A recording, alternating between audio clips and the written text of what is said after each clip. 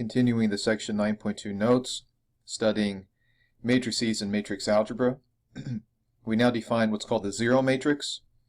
A matrix of order m by n, all of whose entries are zero, is called a zero matrix and is denoted basically as like a large zero or an uppercase O if you prefer. For example, the 2 by 1 zero matrix is a matrix with order 2 by 1, 2 rows, 1 column, consisting all of zeros. So a zero matrix has all entries equal to 0, regardless of its order. This tells us that there is not a unique zero matrix. Zero matrices can have all sorts of shapes and sizes. If matrices A and 0 have the same order, then A plus 0 equals A, and A plus minus A equals 0. In other words, the zero matrix of the appropriate order is the additive identity element in matrix algebra. Another thing we might see are matrix equations. These are similar to equations involving real number solutions that we see in algebra.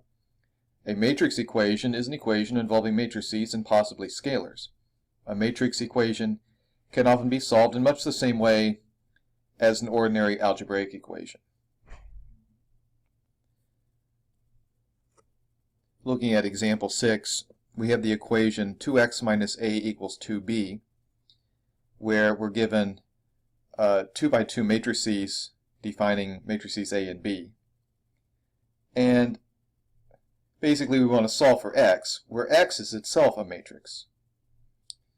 So we would solve this much the way we would solve any other, say, linear equation. We have 2x minus a. If we add a to the left-hand side, then we should add it to the right-hand side. The minus a and the plus a add to give us the zero matrix. So on the left we have 2x, where 2 is a scalar. On the right, 2b plus a. And then normally we would think in terms of dividing by 2, but with matrices it's better to think in terms of multiplying by 1/2. 1/2 times 2b plus a.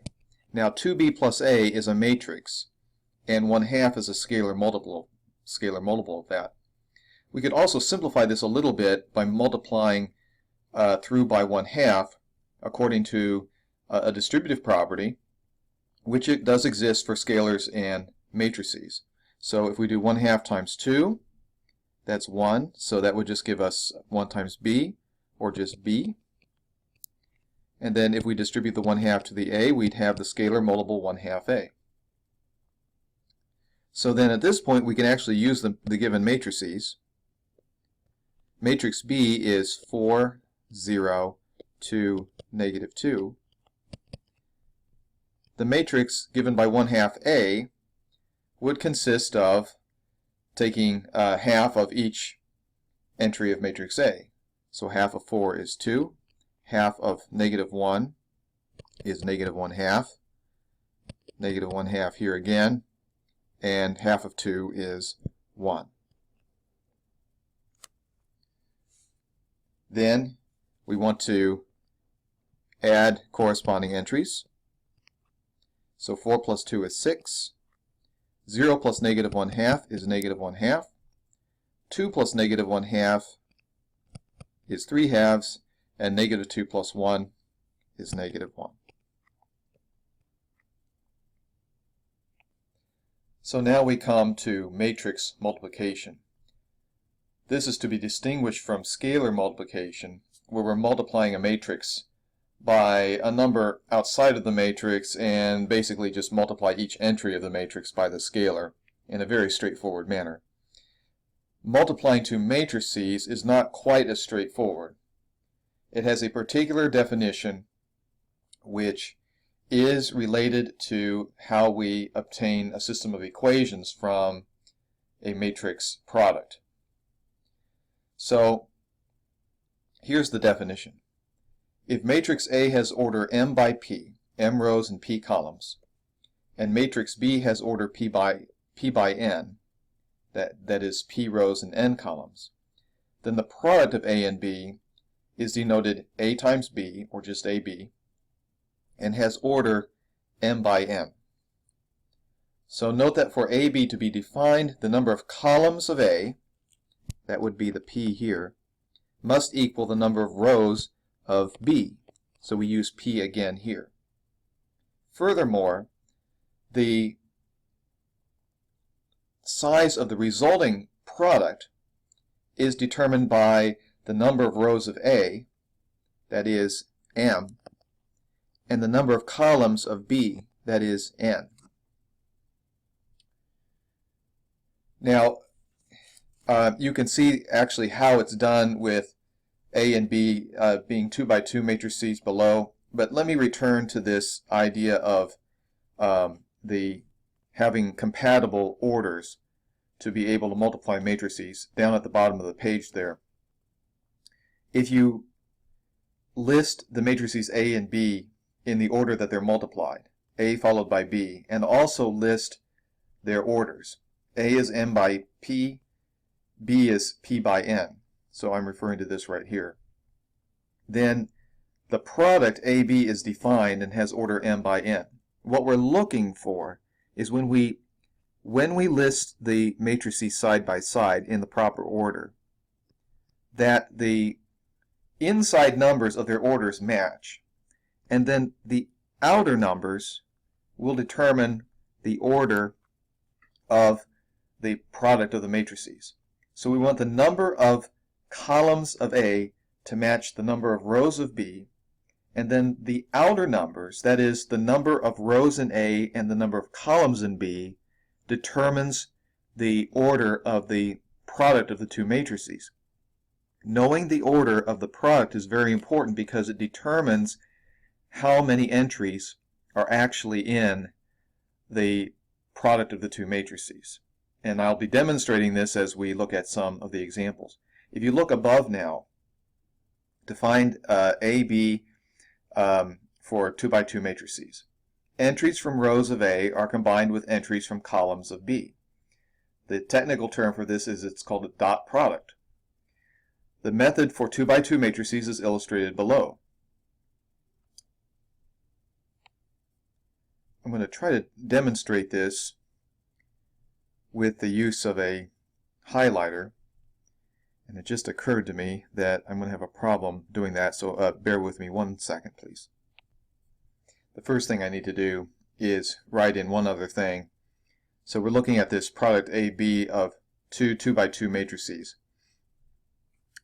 I'm going to label the entries in the product following way. The first one is row 1, column 1. I'll just write R1C1. The next one is row 1, column 2. Then this one is row 2, column 1. And this one's row 2, column 2. Alright, now if I want the entry in row 1, column 1 of the product, I have to take entries from the first row of A and the first column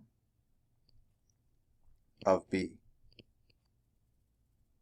like so. And then if you look at these entries, you'll see that they correspond to the entries in the first row of A and the first column of B. So A11 multiplies B11, and A12 multiplies B21.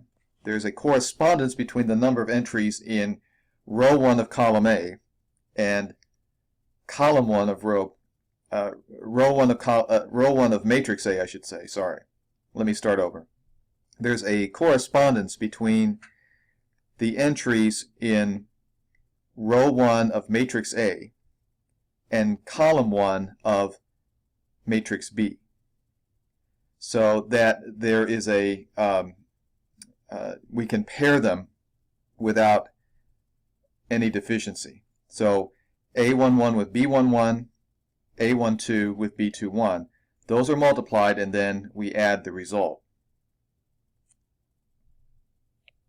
Let me try this again for the entry in row 2 and column 2 of the product. What we would do there is use row 2 for matrix A with column 2 of matrix B. So it's always rows with columns. Rows from A are combined with entries from columns, or entries from rows of A are combined with entries from columns of B. That's going to give us the result that you see here. And you can see that we're just pairing entries from rows with entries of columns, and there's nothing left over. And then as we move from one entry to the next, we add. So we multiply and add, multiply and add. That's referred to as a dot product. So hopefully in looking at some examples, this will be more clear.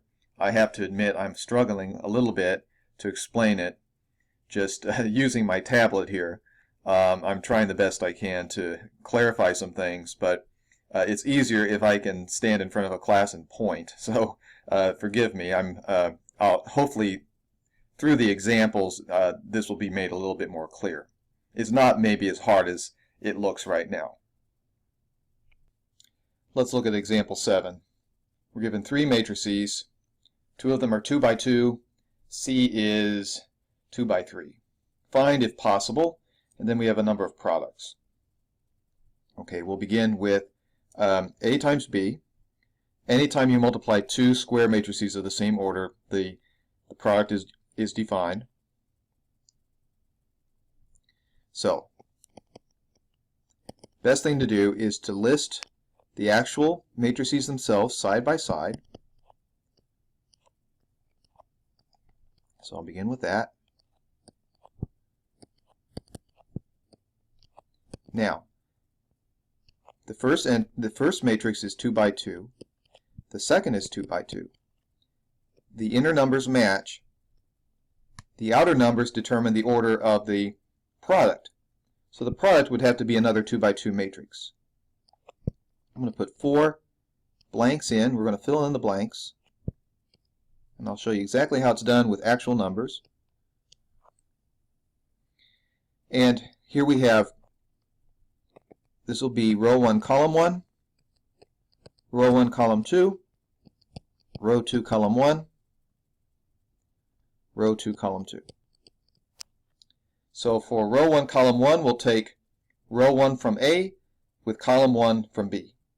And we'll multiply as we go. 1 times 3 plus 2 times 1.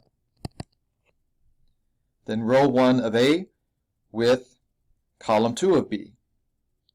That would be 1 times 2 plus 2 times negative 1. Then row 2 of A with column 1 of B.